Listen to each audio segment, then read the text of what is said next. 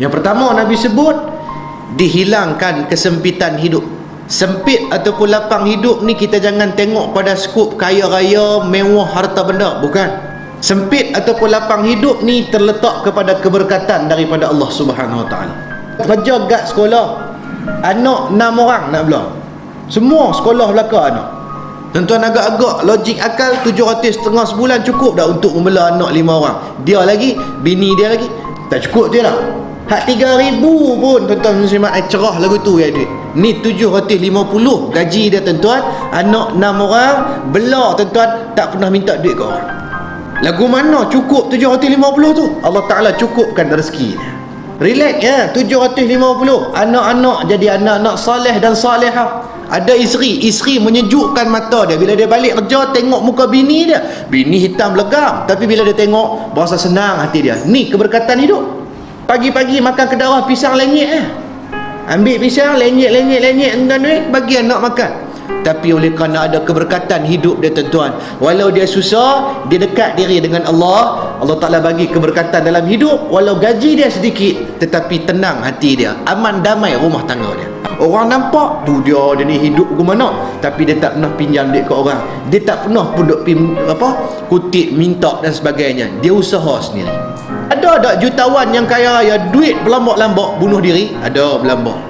Naik bangunan, terjun bawah, duit berjuta-juta dalam bank. Pasal apa dia bunuh diri? Pasal tak ada keberkatan, tak ada kebahagiaan hidup. Sebab tu jangan ukur lapang ataupun sempit hidup manusia ni dengan kekayaan dah. Ada orang Allah Ta'ala bagi susah, kerja tak ada tuan. Tapi makan cukup tan makan. Nampak?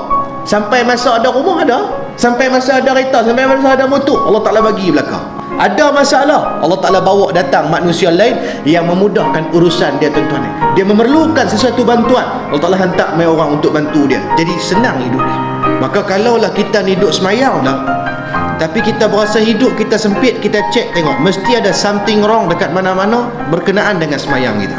Kita jaga dah semayang, tapi kadang-kadang kita halai balai, take for granted. Semayang juga malas, ujung minit lagi nak masuk maghrib baru Allah Akbar mayang sang.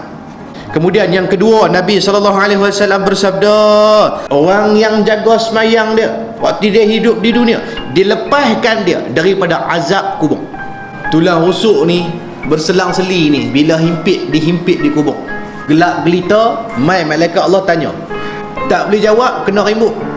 Tan Sri Munkar, Datuk Sri Nakir ni tanya, man rabbuka, kita boleh jawab agak-agak.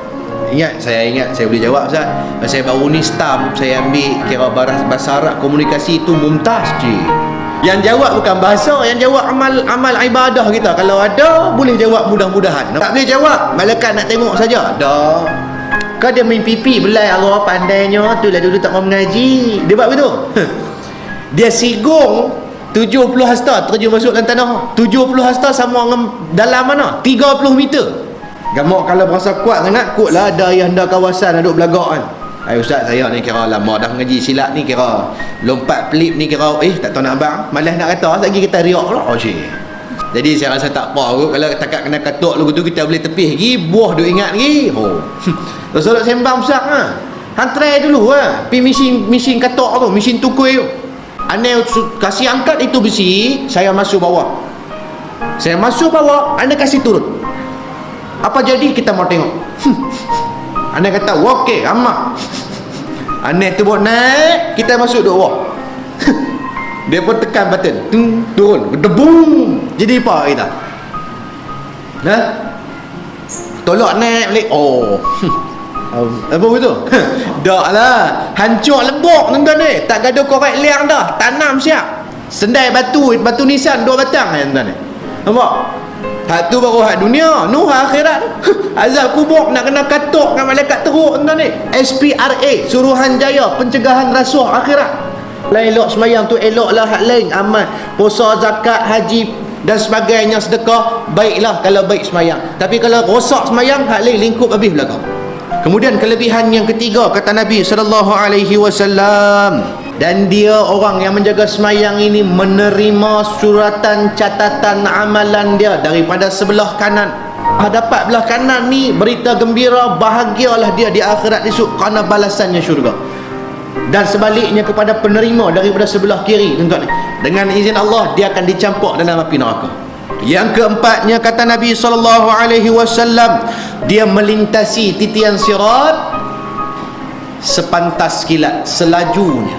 Ada yang jalan biasa, ada yang berlari, ada yang jogging, ada yang merangkak, ada yang mengesot, ada yang ditemani para malaikat. Malaikat jadi bodyguard dia, kiri kanan iring, jadi VVIP di atas titian sirat manusia ni. Ada yang dibawa oleh malaikat berterbangan di atas angin. Allahu Rabbi, tuan-tuan, nak menuju ke syurga Allah. Bagi orang yang menjaga semayang, Nabi jamin dia berjalan atas titian sirat sepantas kilat. Kemudian yang kelimanya, tuan-tuan muslimin muslimat, dan dimasukkan bagi orang yang menjaga salat dia waktu dia di dunia ini, dimasukkan dia ke dalam syurga tanpa hisab.